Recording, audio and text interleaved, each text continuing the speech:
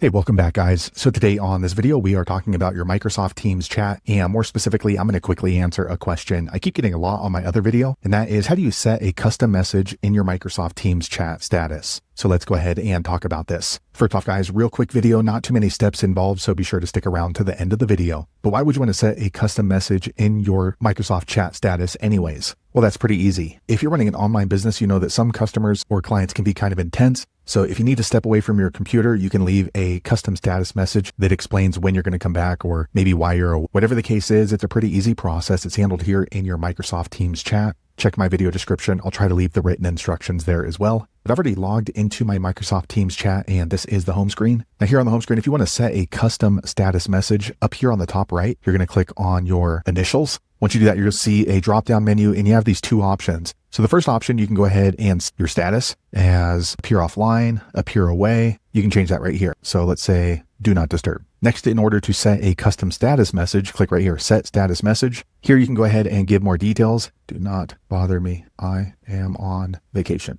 Okay, and you can click on done. Okay, now our custom status message is updated. So anybody who sees me or my profile in Microsoft Teams chat is going to be able to see this right here. So there you have it, guys. If you're wondering how to set a custom status message in your Microsoft Teams chat, that's the easiest way I know how to do it. If you know an easier way, be sure to leave a comment below. Let the rest of us know how you did it. Hopefully you found that video useful. If so, click thumbs up or maybe consider subscribing to my channel, and I hope to see you on the next video. Thanks again for watching.